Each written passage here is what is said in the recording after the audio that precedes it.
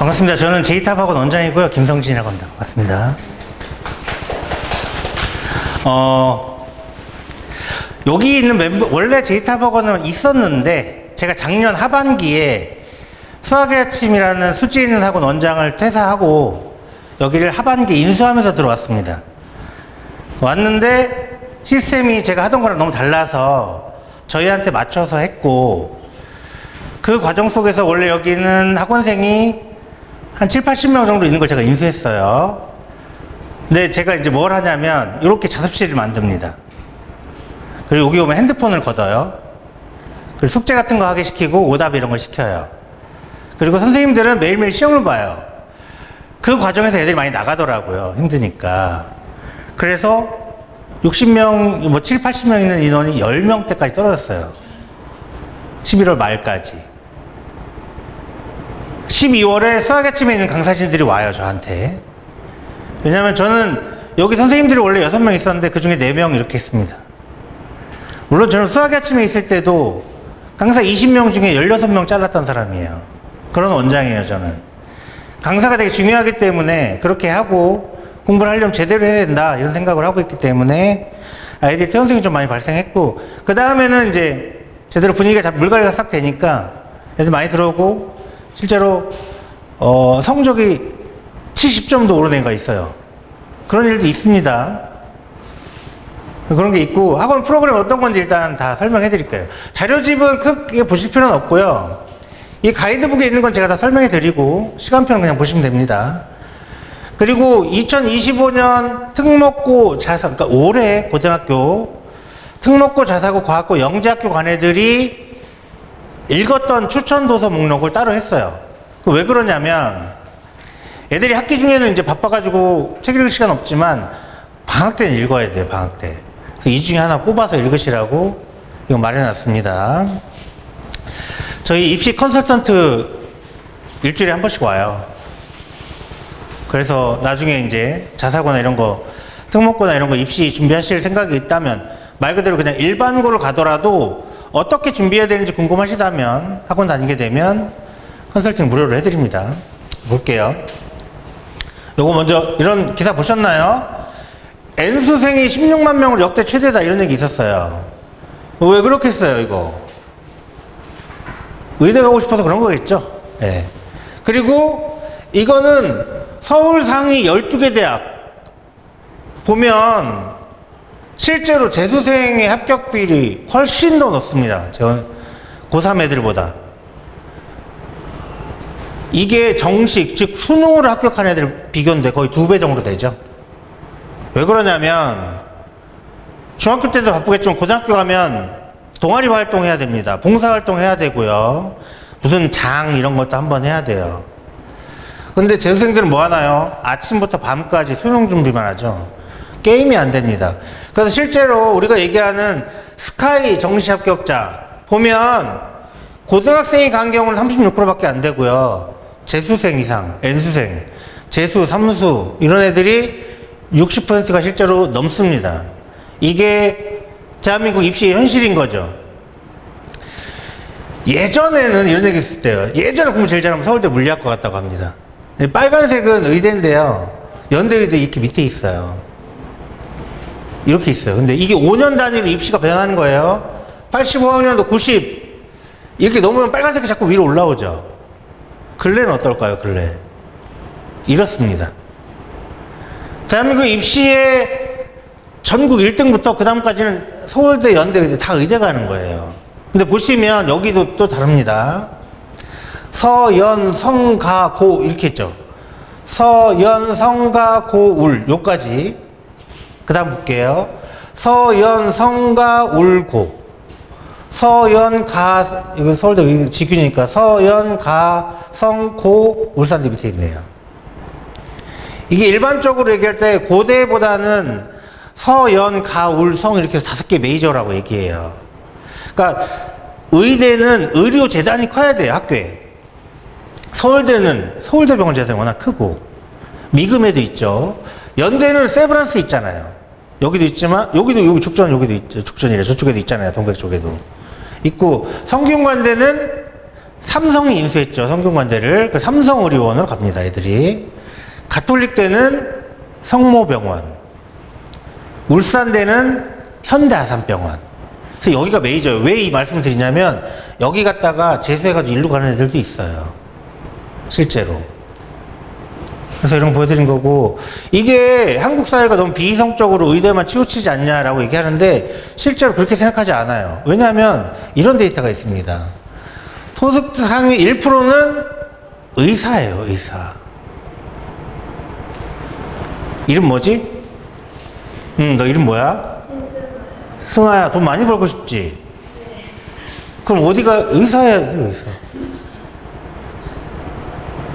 집에 빌딩이 엄마 아빠가 뭐 두세 채 있지 않으면 니들이 공부해서 대학 가서 돈 벌 수밖에 없어. 그게 제일 쉬운 길이 의사다 이거지. 그래서 의대를 이렇게 죽어라 가려고 하는 거지. 별게 아니라. 영국에는 의사가 공무원이래. 그래서 월급 올려달라고 파업도 안 돼. 근데 우리나라는 안 그렇잖아. 의대 나온 애들이 출신이 평균 소득이 가장 높기 때문에 당연히 의대로 쏠릴 수밖에 없다. 그래서 우리나라 1등 대학은 서울대가 아니라 우리나라 1등 대학은 의대입니다. 의대. 의대 중에 제일 낮은 대학이 어디야? 고신대 의대. 여기는 고신대 의대병원 하나. 근데 고신대 의대 가면 어디까지 갈 수 있나요? 보세요. 서울대 갑니다. 이래요. 무슨 얘기예요? 지방대 의대 간 애들이 지방대 의대 말고 메이저 의대 가려고 공부하죠, 다시. 서울대 간 애들도 의대 가려고 다시 공부합니다. 이런 경향성이 굉장히 깊게 있다. 그러니까 우리 애가 의대를 갈 거면 공부 정말 빡세게 해야 된다. 이쯤은 알고 계셔야 된다. 제가 개인적으로 알고 있는 애가 서울대 공대랑 지방의 의대를 같이 붙습니다. 근데 걔는 서울대 가긴 했는데 일반적으로 해요. 이 정도 가는 애들은 의대 대부분 다 시험 본다. 이렇게 생각하시면 돼요. 그럼 우리 애들 대학교 어떻게 하면 잘 갈까요?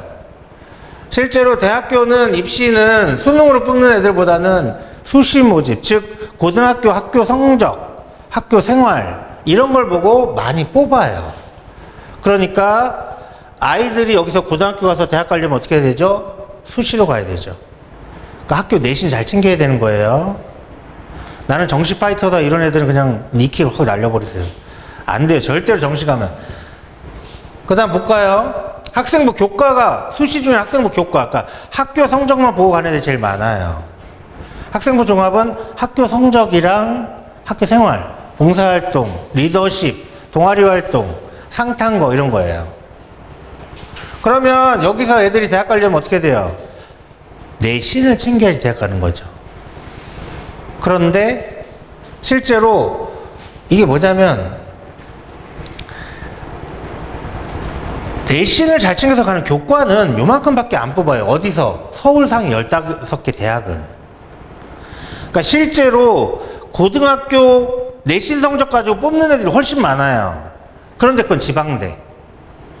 그런 데죠. 서울 상위 수도권 대학 이런 대학들은 내신만 보고 뽑을 수 없는 게 뭐냐면 저기 지방에 잘 모르는 고등학교에 전교 1등하면 뭐합니까? 공부를 잘 못하는데 그 학교에서 잘하죠. 전국적으로 따지면 못하잖아요. 제 조카가 청주에서 고등학교를 나옵니다. 여학생인데 자사고 준비하다 떨어졌어요. 그래서 어디 여고를 갔어요. 걔가 거의 전교 1등 했어요. 매번.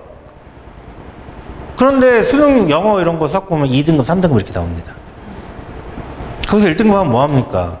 내신만 좋으면 뭐야? 의미가 없어요. 그러니까 대학에서는 일반적으로 종합 학교 내신이랑 뭐 활동 이런 걸 보고 뽑는다는 거예요. 종합은 뭐가 있나요? 면접이 있어요. 면접이 있으니까 여기서 막 물어봐요. 이거저거 활동 뭐 했고 이런 거를. 그래서 무슨 얘기냐? 이게 인문계도 그렇고 자연계열도 이렇거든요.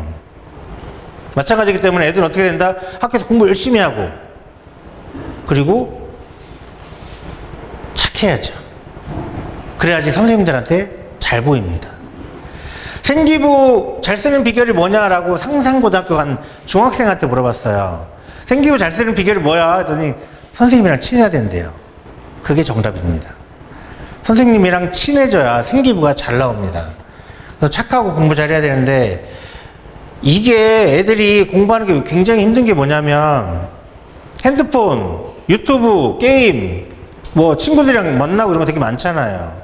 이 그림이 뭐냐면, 오디우스 장군이 트로이 전쟁을 승리를 이끌고 고향인 그리스로 가는 장면인데, 여기 이렇게 입을 벌리고 노래 부르는 이 여자들은, 아름다운 여인들은 인어, 사이렌이라고 해요. 이게 인어는 굉장히 아름다운 존재고 사랑스러운 존재라고 디즈니 만화 같은 데 보면 그런 줄 알았는데, 실제로는 굉장히 두려운 존재라고 했답니다. 왜냐하면 굉장히 매혹적인 목소리로 노래를 불러서 선원들을 깨워서 잡아먹었대요. 근데 여기서 어떻게 살아남았을까요, 이 사람들이? 보시면 애들 공부하는 거랑 똑같습니다. 애들을 SNS나 아니면 게임이나 유튜브나 이런 거에서 떨어뜨려 놓는 방법. 잘 들어. 그 힘들지? 핸드폰 맨날 보고 싶잖아. 어떻게 하면 안 볼 수 있는 줄 알아? 이렇게 하면 돼. 똑같아. 몸을 묶어버린다는 거지. 잘 보면 돛대에 몸을 묶고 있습니다, 이 장군이. 두 번째, 귀를 막는다. 선원들의 귀가 밀랍으로 막혀 있습니다. 즉, 자기는 공부 잘하고 열심히 할 거라는 이성을 과신하지 않는다는 거죠. 저는 유혹을 이기고 의대랑 수의대 동시에 합격한 애 알고 있어요.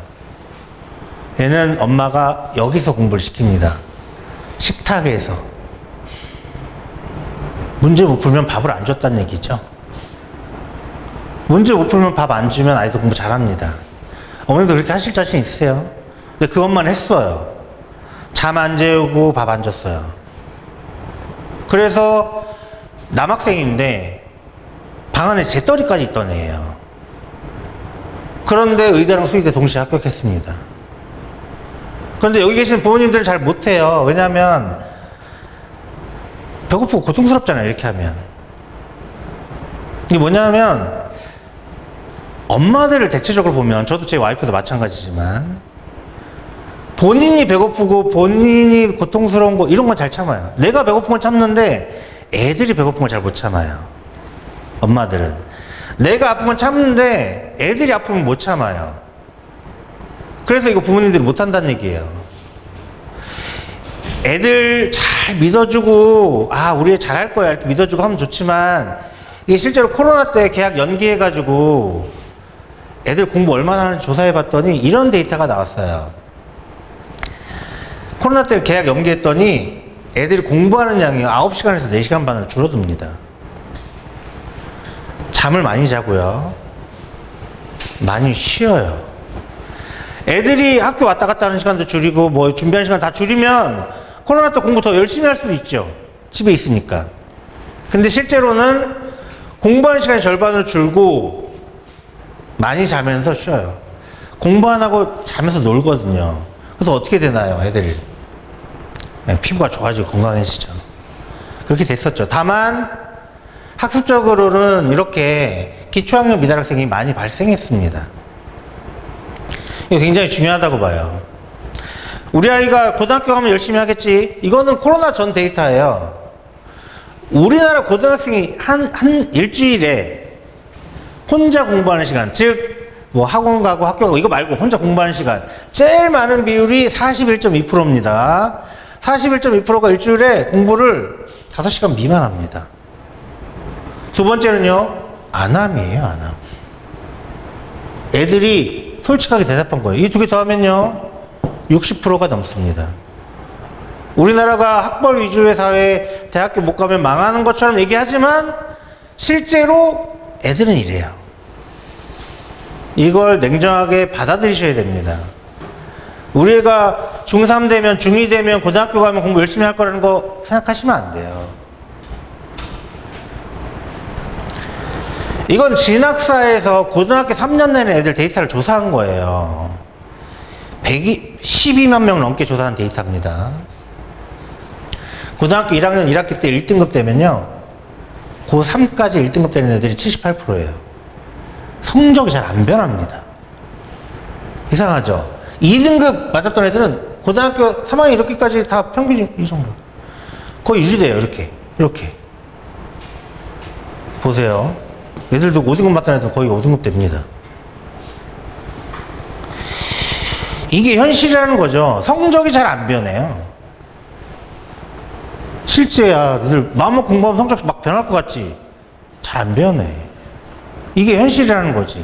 물론 이 통계 안에 너희들이 다 들어간다는 건 아니야. 그런데 12만 명을 조사했더니 이렇게 되더라. 이런 거지. 실제로 2개 등급 구간 이상 상승, 이게 의미 있잖아요. 0.6%밖에 안 된다는 거예요. 1000명 중 6명.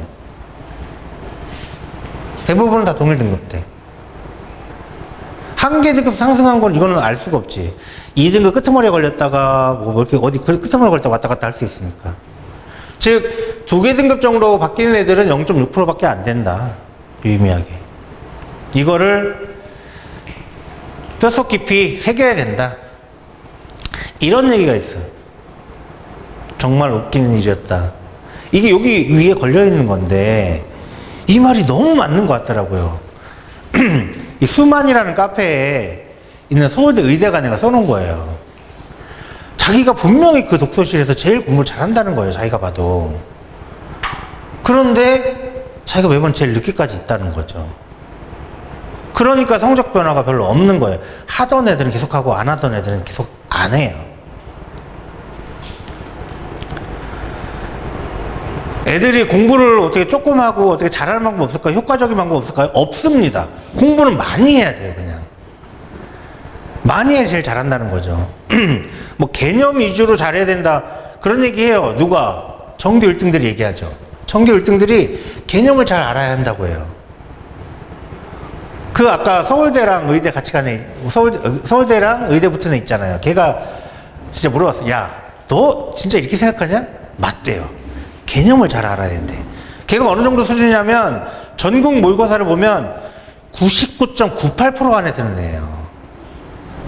상위 0.02% 안에 드는 애가 이렇게 얘기해요. 공부 잘하는 애가 얘기하니까 맞겠죠. 그래서 그럼 너 중간고사랑 기말고사 볼 때 문제집 몇 건 풀어? 그래. 9건 푼다고 합니다. 시험 볼 때. 과목당 9건 푼대요. 과목당 9건 푸는 애가 개념을 잘 알아야 된다. 이건 차원이 다른 얘기예요. 걔는 지가 푼 문제집 이렇게 쌓아놨더라고. 여기까지 쌓는다. 여기까지. 문제집만 쌓아놔도. 그러니까 뭐 교과서 위주로 공부했어요. 뭐 개념만 잘 알아면 이런 거 다 말도 안 되는 얘기예요. 왜냐면 이 공부 잘하는 애들이 개념을 잘 알아야 된다고 얘기한 게 뭐냐면 얘들도 수학을 틀려요. 수학은 만점 맞으면 서울대 의대 가요. 하나 틀리면 연대 의대 가는 거예요. 제가 알고 있는 연대 의대 간 애랑 성균관대 의대 간 애가 다 수학을 하나씩 틀렸습니다. 그렇게 어렵게 나와요, 수능이. 그러니까 이런 말에 속으면 안 된다는 거죠. 절대로. 공부 잘하고 싶어? 과목당 9건씩 풀어. 그럼 잘할 거야. 그러니까 열심히 해야 된다는 거예요. 그냥 하는 건 되지 않고. 제가 일주일에 7kg 정도 몸무게 뺀 적이 있습니다. 장암 걸렸거든요. 환경에 노출이 되면 그렇게 돼요. 저도 계속 살 빼고 다이어트 해야 되겠다는 건 잘 알고 있지만 냉장고가 있는데요. 끝나면 회식도 하는데요. 집에 가면 왜 이렇게 배가 고파? 성장기도 아닌데 배가 엄청 고픕니다. 이런 환경에 노출되면 저절로 공부할 수밖에 없기 때문에 이렇게 해야 된다는 건데, 요 데이터는 저희 메가스터디에서 입시 컨설턴트 한 명 데려왔다고 했잖아요. 거기서 준 거예요. 메가스터디 스카이 학생들이 간 게 자기가 둘러봤을 때 성적 향상이 결정적으로 언제 이게 좋았지? 봤더니 다 이렇게 다 체크를 했어요, 애들이. 근데 요 보세요. 여기 보면 초등학교 6학년 겨울, 그 다음 중1 겨울 맞습니다. 중2 겨울, 중3 겨울, 고1 겨울, 고2 겨울. 왜? 학교 다닐 때는 공부를 집중적으로 할 수 있는 시간이 별로 없어요. 수행평가도 해야 되고, 체육대회도 해야 되고, 소풍도 가야 되고, 많죠. 그런데 방학 때는 이렇게 할 수 있어요. 근데 보세요. 다 겨울방학만 했어, 애들이. 왜? 겨울방학이 훨씬 길잖아요. 그럼 우리도 겨울방학을 엄청 잘 준비해야지. 근데 아직 겨울이 안 왔잖아요. 그럼 어떻게? 다른 사람들이 정확하게, 소중하게 쓰지 못한 시간이 여름방학이라는 얘기예요. 여름방학을 잘 지내야 되겠죠? 어떻게? 이렇게 지내면 됩니다. 여름방학에 제이탑학원은 텐텐클럽이라는 걸 해요. 이게 뭐냐? 네, 아침 10시부터 밤 10시까지 여기에 모여서 하는 겁니다. 이거 겨울방학 때도 했었어요. 보면 애들이 힘드니까 초등학생은 하프 코스 아침 10시 와서 오후 6시까지만 해라 이거예요. 중학생 매일 10시까지 하지 마. 아침에 늘어나기 힘드니까 오후 2시부터 오후 10시까지만 해.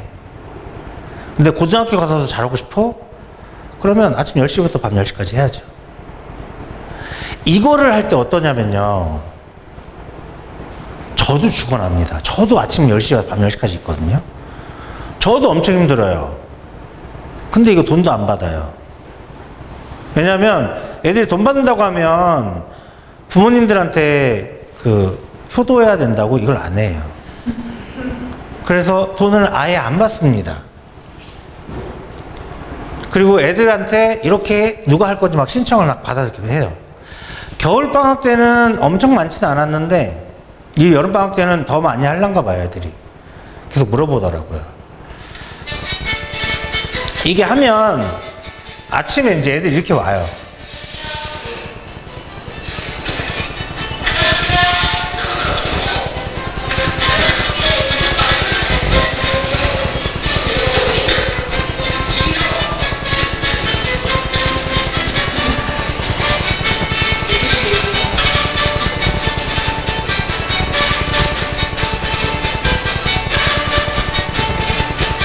그게 많이 오죠, 그래도.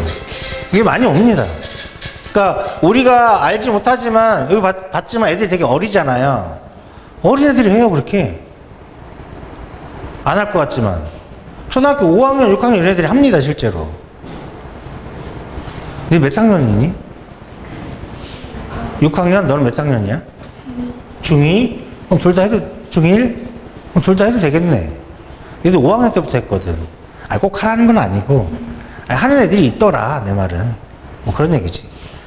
그래서 보면 이렇게 계획표 같은 걸 써요. 이게 여기 있는 건 작년에 했던 건데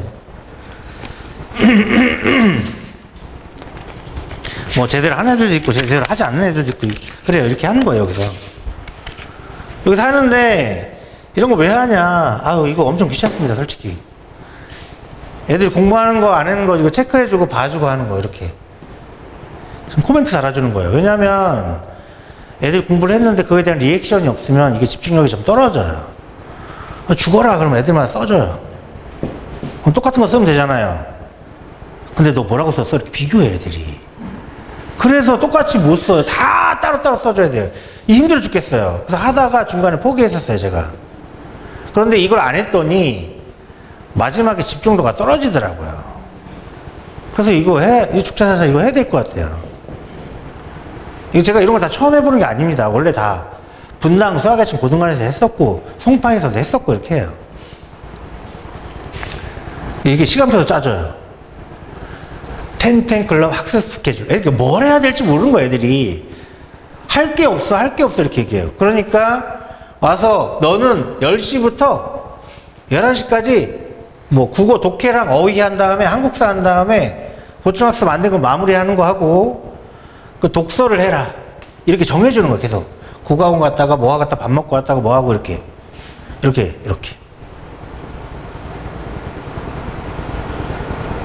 죽겠습니다. 이거 애들 한 명 짤 때마다 거의 1시간씩 걸려요. 애들이 뭘 해야 될지 모르니까 너는 영어가 약해, 수학이 약해. 수학이 약하다 그러면 담임한테 또 물어봐야 돼요. 얘 또 뭐 시켜야 되냐고. 숙제만 오답하는 게 더 맞냐? 아니면 뭘 다른 거 해야 되냐? 다 물어봐서 확인해서 해야 돼요. 어제 힘들어 죽겠어요. 그런데 하면 낫습니다, 훨씬. 안 하는 것보다. 이렇게. 얘는 운동하고 뭐 하고 온대요. 배드민턴이니까 뭐 하고 온대요. 이거 꼭 해야 되겠대요. 그럼 하고 오라는 거예요. 이런 식으로 시간표도 짜줍니다.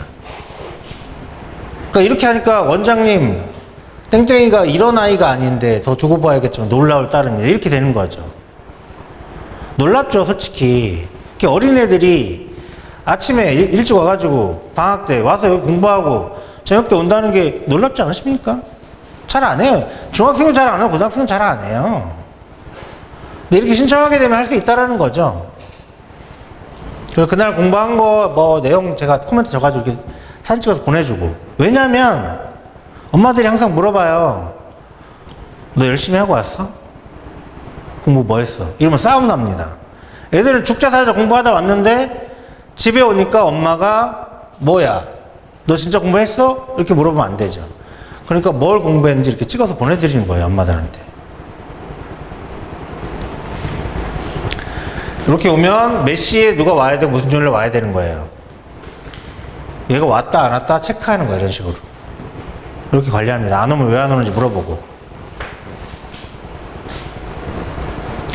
그래서 초창기에 20명 신청했었거든요. 겨울방학 때, 시작할 때. 근데 마지막 날에 뭐 치킨 파티 같은 거 해요. 그거 할 때 36명 됐더라고요. 그러니까 애들이 하다가 막 나가 떨어질 것 같지만 그런 애들도 있긴 있죠. 근데 대체적으로 숙제하는 게 이익이 된다라고 자기들도 알고 있으니까 자꾸 와요. 더 신청하고. 이런 식으로 애들은 자꾸 많아진다는 거죠. 진심을 다해서 하면 이렇습니다. 실제로. 근데 우리 학교 이런 애들이 과연 몇 명이나 있을까요? 거의 없죠. 초등학생은 더군다나 더 없지. 이렇게 없는데 실제로 데이터를 보면 동백 중학교는 1년에 과학고, 자사고, 외고 합쳐가지고 한 3% 정도 아이들이 간다고 학교에서 발표를 했어요. 홈페이지에. 백현중은 3.6%. 박현중이 좀 더 많이 가네요. 그런데 이건 좀 다르죠. 외고 데이터가 많죠. 외고는 좀 가기 쉽습니다. 옛날에 그 외고 가기 어려웠었던 어머님들이 크던 시절이랑 지금 달라졌어요. 왜냐하면 외고 가면 고등학교에 가서 공부 이거저거 하다가 대학교 진학할 때 자연계열을 갈 수가 없으니까 공대랑 의대를 못 가요. 그러니까 외고는 철저하게 인문대, 상경대 계열 이런 데 갈 애들이 모이다 보니까 실제로 지원자들이 많이 떨어져요, 옛날보다. 그리고 성적을 뭘 보냐면 영어, 그 다음에 동점자가 있으면 국어, 그 다음 동점자가 있으면 사회 과목, 그러니까 역사 같은 거, 사회 이런 거 봐요. 수학 반영을 안 합니다. 그래서 외고 가는 데 수학을 잘 못해요, 실제로. 그래서 지금 자기가 대학을 뭐 상경 계열이나 아니면 뭐 사회 계열이나 어문 계열로 가겠다 그러면 외고를 가는 게 맞아요, 지금은. 몇 년 전까지만 해도 저는 외고 가지 말라고 했거든요. 왜냐하면 네 꿈이 바뀔 수 있으니까 외고 가지 마라 이렇게 얘기했는데 고교 학점제 생긴 거 아시죠? 내신 5등급제로 바뀌었잖아요. 이렇게 하면서 수학 내신을 문과랑 이과랑 같이 냅니다. 그러니까 문과 애들이 일반고 들어가면 이과 애들이랑 수학 점수를 같이 내버리니까 애들이 내신이 확 밀려버려요. 그래서 지금 일반고 가는 건 불리해요. 인문대, 그러니까 문과 애들이 가는 건. 그래서 그런 애들 문과 애들끼리 경쟁할 수 있는 외고를 가는 게 맞다라고 해서 저는 적극적으로 지금 추천하고 있어요. 2, 3년까지만 해도 저는 외고 가지 말라고 했거든요.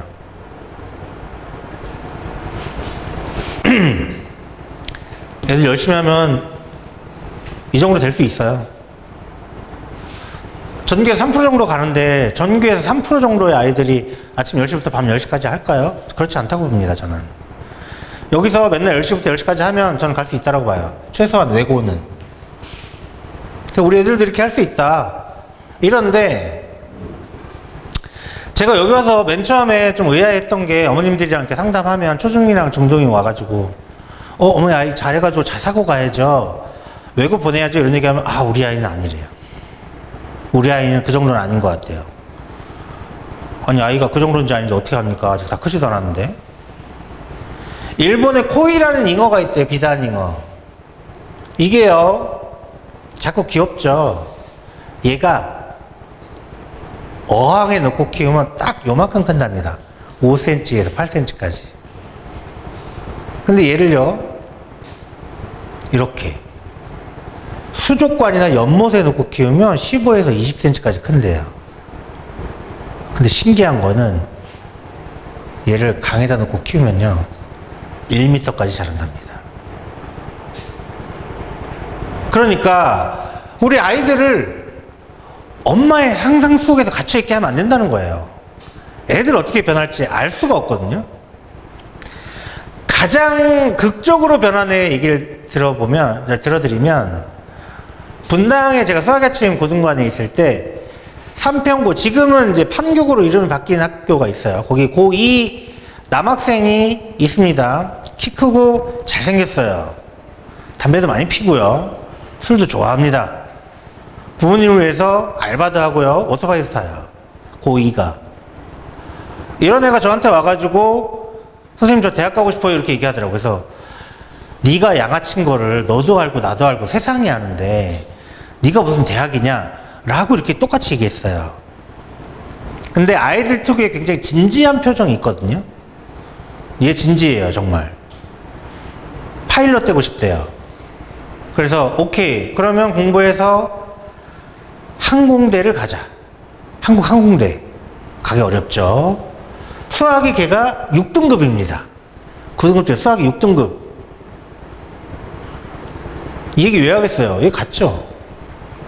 딱 1년 만에 6등급이 1등급까지 오릅니다. 수리논술 장학생으로 갔어요. 항공대 가서요 1학년 때 공군 위탁 조종 장학생에 뽑힙니다. 수학 시험 봐가지고 뽑거든요. 그래서 여름방학 때 찾아왔어요. 자기 일본에 에어쇼 보러 간대요. 그래서 대학교 1학년이 무슨 돈이 있다고 일본까지 에어쇼를 보러 가냐 이놈아 했더니 공군에서 호텔비랑 비행기표가 다 나온대요. 그때 제가 딱 그 얘기 듣고 엄마한테 전화해가지고 대학 가고 싶다고 할 때 엄마한테 전화해가지고 40분 통화했습니다 진짜. 어머님 얘가 공부하기로 마음 먹었으니까 잔소리 하지 마세요. 왜냐면 잔소리하면 애들이 스트레스 받아서 머리가 안 돌아가요. 실제로 스트레스 받으면 IQ 사용량이 20분의 1까지 떨어집니다. IQ 100짜리가 순간 5가 돼요. 실제 의학적으로 이렇게 나왔어요. 왜 그런 얘기 있죠. 그 불이 나면 문을 이렇게 열고 이렇게 나가면 되지 않습니까? 그런데 불이 났는데 문을 이걸 못 열어. 이렇게 열려고 하는 사람들이 있어요. 실제로 있대요. IQ 5가 된 거예요. 순식간에. 그 엄마들이 애들 스트레스 주면 안 돼요. 절대로. 공부 안 됩니다. 두 번째, 애들이 시험 기간이나 이런 거 앞두고 아픈 애들이 있어요. 머리 아프거나 배가 아프거나 몸에 열이 나거나 이런 애들이 있어요. 진짜 아픈 거예요. 진짜. 스트레스 받으면 면역력이 19분의 1까지 떨어진답니다. 열이 왜 나냐면 감기 걸리면 열 나잖아요. 똑같아요. 면역력이 떨어지면 인간이 체온을 올려요. 면역 반응을 높이려고. 그러니까 진짜 아픈 거예요. 애들 막 학원 갈 때 머리 아프다고 하잖아요. 진짜 아픈 거예요. 특정 학원을 가려고 하거나 어떤 것들을 하려고 할 때 머리 아프다고 배 아프다고 하면 진짜 아픈 거니까 만약 그런 경우가 있으면 학원을 옮겨주시는 게 맞습니다. 저희 학원 다니다가도 그런 애들이 있으면 바로바로 옮겨주세요. 가봐야 되면 나가도 돼. 괜찮아. 편하게 나가. 그러니까 그런 거 잘 신경 쓰셔야 된다는 거예요. 그 엄마한테 애한테 잔소리 하지 마라 그랬더니 엄마 마지막 말은 선생님 우리 아들은 착하게만 살면 돼요 이렇게 얘기했어요. 그 정도의 아이였습니다. 애들 어떻게 변할지 모르니까 절대로 엄마들의 상상력 속에 애들 갇히게 하면 안 된다는 거예요. 이거는 꼭 명심하시기 바랍니다. 그리고 두 번째는 어머님들은 절대 애들을 포기하면 안 돼요. 아니 부모님 어떤 부모가 자식을 포기하겠어요. 그런 부모가 없다는 건 알고 있는데 공부나 학습적으로 포기하면요 어머님들이 티를 하나도 안 낸다고 하시는데 애들이 와서 저한테 얘기합니다. 선생님 우리 엄마 저 포기했어요 이렇게 얘기해요. 그러니까 절대로 끝까지 아이들에 대한 기대는 말도 안 되게 크게 가지셔야 돼요. 기대감을 항상 갖고 계셔야 돼요. 그래야지 아이들이 그걸 보고 부담스러워할 수 있지만 부모님이 나를 끝까지 포기하지 않았다는 걸 알게 되거든요. 이런 것 때문에 입시 컨설턴트를 데리고 온 거예요. 메가스터디 지금 대치에서 일하고 있습니다. 월요일부터 금요일까지는 메가스터디, 토요일은 제이탑학원 이렇게 와요. 오늘도 컨설팅 3명 진행했어요. 그래서 이런 것들을 자사고나 뭐 외고나 이런 것들 위해서 하고 있다. 그래서 다들 제일 가고 싶은 데죠. 우리나라에서 서울대 제일 많이 보내는 학교, 용인 외대부고, 여기 서울대학교 수시나 이런 거랑.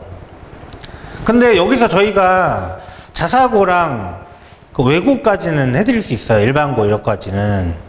근데 영재학교랑 과학고가 되면 요걸 준비해야 되겠다 이러면 저희들한테는 적절하지 않습니다.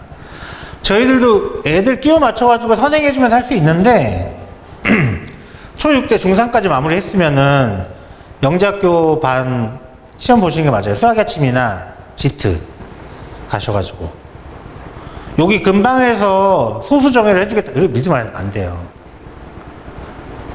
저는 수학아침에서 중등사업본부 본부장이었어요. 제가 중등관 원장도 했지만 각 캠퍼스 수지, 광교, 영통, 분당의 중등에 제가 장이었어요. 그러니까 영재도 제 관할이었겠죠, 당연히. 고등학교 가야 되는 애들이니까. 중학교 저 관할이었는데 이쪽에 페이가요, 어머님. 상상할 수 없을 정도로 강사들이 셉니다, 이게. 그리고 강사들에 대한 질적 차이가 굉장히 커요. 제가 수학아침이 있었으니까 다른 학원 잘 모르겠지만 수학아침도 서울대 수학과 나온 강사들이 있어요. 중학생을 가르치는데. 그렇게 해야 돼요, 여기는. 그래서 영재 수업을 하는 강사들의 페이는 굉장히 높기 때문에 조그만 학원에서 2~3명 데리고 간다? 그 강사들 의심해 봐야 돼요. 그 강사들의 페이를 어떻게 감당을 합니까? 조그만 학원에서. 그냥 뭐 400~500 이 정도가 아니에요. 훨씬 뛰어넘어요. 1000단위까지는 넘어갑니다. 근데 여기는 수학선생님이 1명이 아니라 4명이 붙어야 돼요. 기하, 조합, 정수, 또 뭐라고 했지? 뭐 하나 한다고 했는데 잘 기억이 안 나네요. 강사가 다 따로 있어요. 수학만 4명이 따로. 과학도 따로 있습니다. 지구과학, 화학, 생명 다 따로 있어야 돼요. 물리 따로 있어야 돼요. 그러니까 이 정도 되면 그런 데 가셔라. 그게 아니라면 제이탑 학원이 있으면 저희가 좀 할 수 있다. 소수정예라고 하는 데는 절대 믿지 마라. 이건 그냥 알고 계시고요. 근데 애들이 열심히 하고 이렇게 하면 좋겠는데 엄마들은 이제 열심히 할 마음이 있어요. 그래서 아, 여기 학원 보내야 되겠다, 뭐 시켜야겠다 하는데 애들이 안 움직여, 애들이. 그럼 어떻게 합니까? 선생님이 꼬셔야 돼요, 선생님이. 담임 선생님이. 그래서 아까도 말씀드렸지만 강사가 굉장히 중요해서 저희는 저랑 함께 일하던 강사들이 이렇게 왔어요. 12월에. 여기 있지만 이렇게 김강민 선생님이라고 있고 선생님들이 이렇게 오셨어요. 그럼 거만해 보이지 않습니까? 사람이? 거만합니다, 실제로. 엄청. 자신감이 있다는 얘기죠. 저는 강사들은 최소한 자신감이 있어야 된다고 봐요. 그리고 저희는 기본적으로 왜 우리가 선생님들 월급 얼마지? 이렇게 생각할 수 있는데 저희는 비율제를 해요. 강사가 애들 몇 명 데리고 있냐에 따라서 급여가 달라져요. 철저하게 능력제입니다. 제가 수학아침에 10년 동안 급여제였는데 제가 대표님을 6개월 동안 설득해가지고 바꿨어요. 비율제로. 그러면 그 사람들 돈을 많이 벌죠. 돈 많이 벌던 수지 있는 강사가 왜 저한테 왔겠어요? 저한테 오면 더 많이 벌 수 있을 거라고 생각을 하니까요.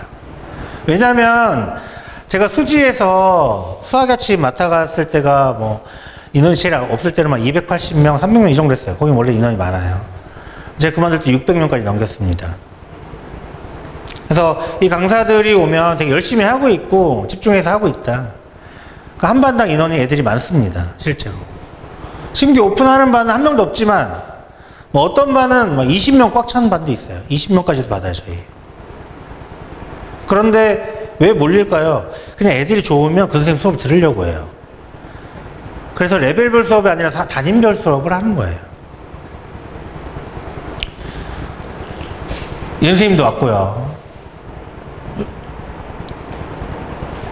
이 선생님은 제가 수학의 아침 중등부 원장 하다가 막판 한 6개월 동안 초등부 원장도 겸임했거든요. 그때 부원장이었는데 굉장히 잘하고 열심히 하더라고요. 그래서 어렵게 모시고 왔습니다.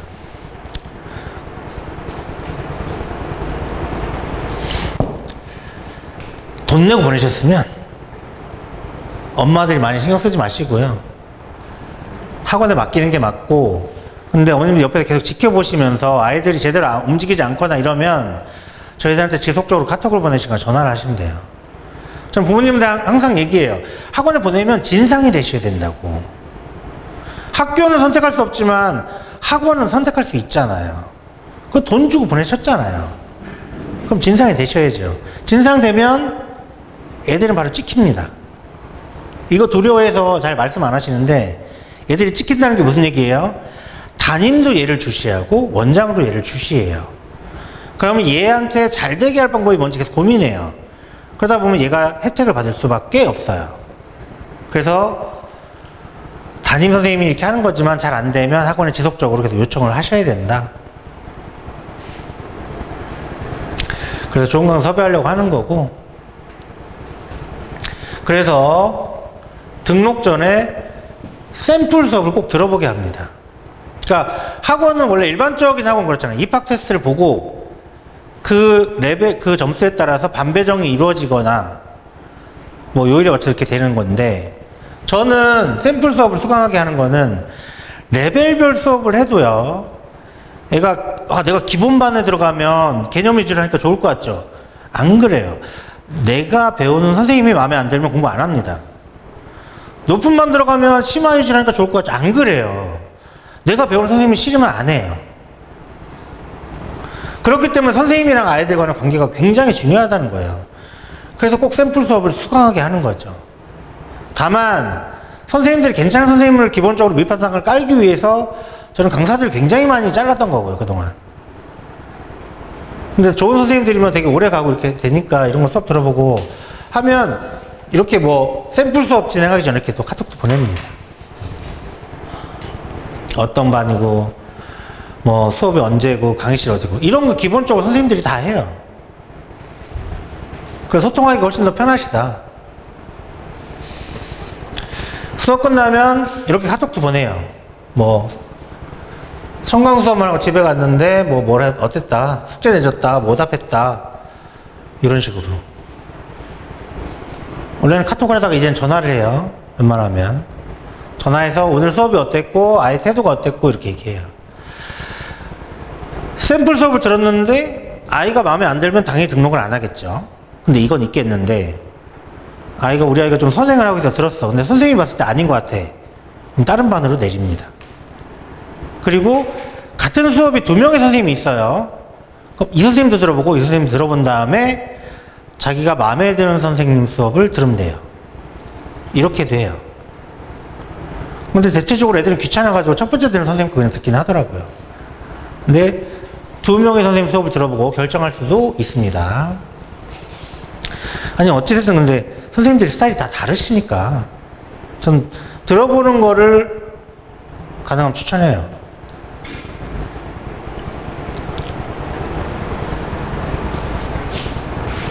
요거는 애들한테 어떻게 하는 거냐면, 잘 보시면 애가 공부한 건데 담임 선생님이 엄마한테 보낸 거예요. 칭찬해 주세요 이렇게 얘기하죠. 자습실보다는 교실이 좀 더 집중을 잘하는 것 같아요. 무슨 얘기냐? 자습실에서 공부를 잘 안 했다라는 거죠. 그래서 선생님이 교실에 데려가서 시켰다. 그러니까 잘했으니까 칭찬해 달라는 거죠.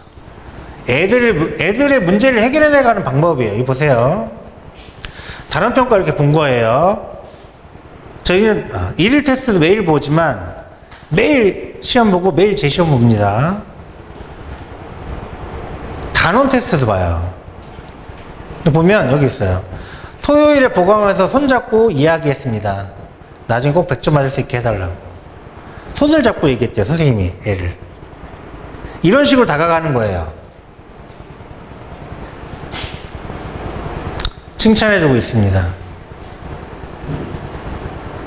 미흡하게 해가지고 남아서 시켰는데 칭찬해줬다. 무슨 얘기냐? 저희들 기본적으로 애들한테 뭐라고 하는 것보다는 칭찬해주는 게 더 좋다고 생각해요. 왜냐하면 뭐라고는 엄마들도 많이 하시잖아요. 뭐라고 하면 스트레스 받아요, 애들이. 그래서 공부를 잘하게 하려면 칭찬을 계속 해줘서 좀 더 잘할 수 있어, 좀 더 잘할 수 있어 하는 방법을 하죠. 물론 계속 이렇게 하진 않습니다. 숙제를 자꾸 안 해오거나 선생님만 안 들으면 퇴원도 시켜요. 근데 이렇게 주로 하려고 한다는 거죠. 이거는 이제 엄마가 이제 뭐 보내는 거예요. 숙제를 다 못하고 와서 집에서 힘들다 하면 쉬다가 숙제를 다 못하는 일이 많이 지고 있는. 그러니까 저한테 컴플레인 걸라고 했죠. 이런 거 보내요. 그러면 이렇게 대답을 해줍니다. 이게 실제로 이루어지는 거죠. 여기서부터 제가 그러니까 제가 보낸 거예요. 여기서 여기까지 보내요. 이렇게. 담임선생님이 얘기한 거예요. 새로운 돌파구 마련하기 위해서 애랑 상담을 해요. 이런 식으로. 공부 안 하면 야, 너 왜 공부 안 해? 이게 아니라 선생님이랑 얘기해서 솔루션이 뭔지 찾아보고 애가 너무 의심하는 얘기를 들었어요. 그래서 애 불러서 얘기한 거예요. 애 부르면 어쩌는 줄 아세요? 아무 말도 안 합니다. 무슨 과 가고 싶어? 미래 직업이 뭐야? 아무 말도 안 해요. 그러면 어떻게 해요? 저는 이렇게 물어요. 뭐가 하면 재밌어? 게임 재밌어? 친구들이랑 만나는 게 재밌어? 그러면 이렇게 게임 재밌다고 하면 이제 게임을 하지 말고 만드는 건 어떠냐 이런 식으로 얘기해요. 그래서 소프트웨어 개발을 뽑아내고 친구들이랑 만나서 수다 떠는 게 좋다라고 하면 그런 애들한테는 무슨 얘기하냐? 아, 그럼 넌 연구원이랑 맞지 않겠네? 연구원은 혼자 하는 거잖아. 사람들이랑 어울리는 걸 좋아해? 모든 사람이 그러진 않거든. 그러면 너는 마케팅 같은 거 해보면 어떠니? 사람들이랑 같이 할 수 있는 거. 이런 식으로 애들 진로를 뽑아냅니다. 그게 다 뭐 모든 아이들이 그럼 다 잘 뽑히고 다 열심히 하게 이렇게 하진 않지만 시도를 한다는 거죠. 이런 거 얘기하면 최소한 3, 40분 얘기해요. 한 명당. 근데 생각해 보세요. 우리 아이의 꿈 가지고 아이랑 3, 40분 동안 얘기해 보신 적 있어요? 30초만 얘기해도 그냥 물분이 그냥 끌어올라가지고 그냥 그러지 않습니까? 그러니까 이렇게 얘기하는 거예요. 그래서 애들이 공부할 수 있게 자꾸 뭔가를 유도를 하는 거죠. 그래서 이런 식으로 하는 게 저희가 초등 수업은 이렇게 있고요.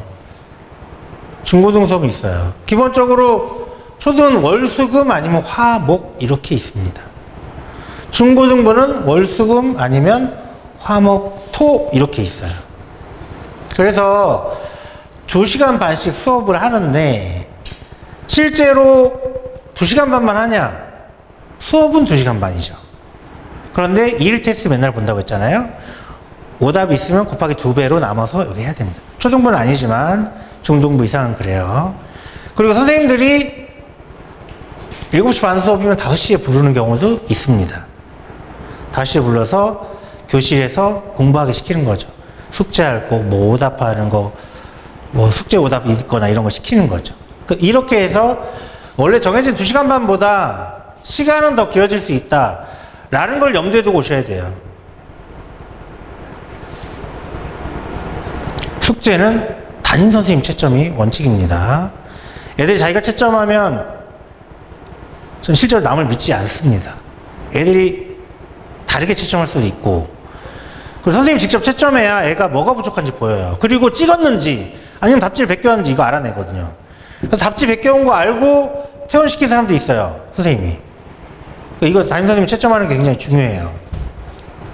그러니까 얘기했듯이 1일 테스트는 이렇게 봐요. 여러분들 봐요. 틀리고 오답한 거잖아요.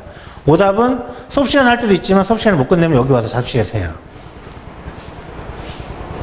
그리고 성적표가 이렇게 갑니다. 카톡으로 부모님한테. 그럼 링크 누르면 아이디랑 패스워드 저장을 이렇게 가요. 그러면 이런 식으로 돼 있어요. 뭐 어디서 맞췄고 어디서 틀렸고 이런 식으로. 그렇게 볼 수 있습니다. 여기 와서는 핸드폰 내고 이렇게 오답 같은 거 하는 거고요. 내신은 어떡하냐. 중등부부터 들어가니까 중등은 이 주변의 학교 시험을 보게 시켜요. 기출문제를. 그럼 여기가 학교 평균, 자기 점수 이렇게. 이거 그냥 너 몇 점이야 몇 점이야 알려줘도 되는데 이렇게 하는 이유는 애들이 이렇게 형식을 갖춘 성적표를 가질 때 좀 더 진지해져요. 그래서 이렇게 하고 아이한테 주지만 어머님한테는 캡처해서 카톡으로 따로 보내드립니다. 성적표는 이렇게 나가요. 그리고 내신 AP는 국어, 역사, 과학, 영어 이런 것들 학교별로 다 작업을 해줘요. 그런 다음에 애들한테 보내줘요. 이렇게 부모님들한테도.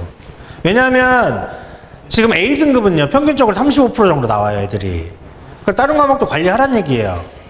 내신이 그래도 나와야지, 중학교 내신이 나와야 자사고를 가든 외고를 가든 할 거 아니에요. 이런 걸 챙겨주는 겁니다. 학교별로 이렇게 출판사가 다를 수 있기 때문에. 동백중이나 백현중 A등급 비율을 보면 이 정도예요. 많죠? 평균적으로 보면 40%가 넘어요. 근데 얘들 실제로 고등학교 가면 9등급제에서 4등급이나 5등급에 걸친다니까요. 4등급, 5등급에 걸치면 어디 가냐? 천안 이남으로 가야 됩니다. 전쟁 났으니까? 뭐 일사후퇴예요? 애들 다 지방으로 내려가야 되는 거예요. 이렇게 엄마는 애들 뭐 뒤에 태우고 막 가는 거죠, 뭐. 예? 이런 것도 없으면 애들 다 기차 타고 가는 거예요, 실제로. 대학을 이렇게 가야 됩니다. 현실이에요, 현실. 중학교 때 90점 맞던 애들이 이렇게 되는 거예요. 너무 괴로워하지 마. 다 이렇게 되는 건 아니니까. 알았지? 넌 안 그럴 거야, 너는. 모든 원장들이 숙제관리 피드백 우리 아이처럼 해준다고 하는데 저는 그렇게 못하니까 저한테 다 카톡 보내시고 이렇게 하시는 얘기고요. 아까 얘기했듯이 담임 선택할 수 있는 거고, 담임 책임제는 무슨 얘기냐? 담임 정해지면 담임을 잘 안 바꿉니다, 저희는. 중학교 때 중학 졸업할 때까지 안 바꿔요. 왜냐하면 얘가 사소하게 어떤 실수를 하는지 이런 거 선생님들이 알아내야 되거든요. 6개월이나 3개월 단위 자꾸 담임 바꾸면 안 돼, 못해요. 애가 어떤지도 파악도 안 돼요.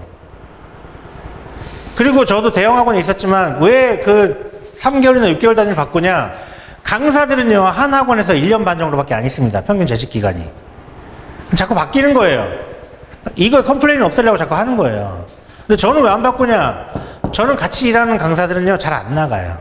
제가 잘라가지고 나가는 경우가 있어도, 그렇지 않으면 수학의 아침에 있을 때도 제가 싹 다 물갈이 한 다음에 2, 3년 동안 계속 다녔어요. 거기 있는 강사들이 또 저한테 온 거고. 저희는 담임 결정되면 거의 안 바꿉니다. 이거 말씀드렸던 경고제도. 제가 수학의 아침에 다른 관의 원장 아들도 잘랐어요. 숙제 안 하고 이러면. 그러니까 이런 건 확실하게 하니까 학원에 크게 문제 있을 애들은 없다. 그러니까 그런 거 걱정 안 하시고 학원에 오셔도 된다, 이거고. 수학의 아침에서 제가 강사 20명 중 16명 잘랐듯이 좋은 사람들만 남겨가지고 좋은 아이들과 수업할 수 있도록 제가 하고 있다는 거죠. 태원제도도 마찬가지고.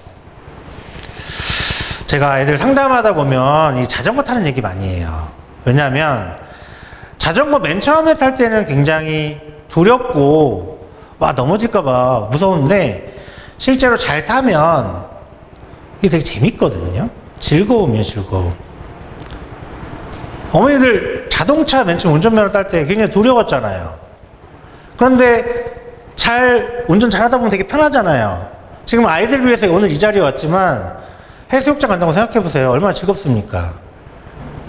그러니까 두려움들이 즐거움으로 바뀌는 순간이 있어요. 이게 언제냐고요? 이게 언제냐면 이때예요. 내가 바뀌는 순간에 두려움은 즐거움으로 바뀝니다. 맨 처음에 탈 때는 어려웠지만 두려웠지만 자동차와 자전거는 절대 바뀌지 않아요. 내가 바뀌어야 돼요. 수학이 어려우면 어떡합니까? 수학이 바뀝니까? 아니에요. 애가 바뀌어야 돼요. 본인 스스로가. 입시제도가 어렵다고 하지만 입시제도가 갑자기 쉬워집니까? 아니에요. 아이들이 바뀌면 두려움이 즐거움으로 바뀝니다. 이 순간이 언제냐? 바로 이때죠. 제이탑학원이 개강할 때, 여러분들 제이탑학원을 만날 때 두려움은 즐거움으로 바뀔 수 있습니다. 여기까지 마지막으로 해서 설명회를 마치겠고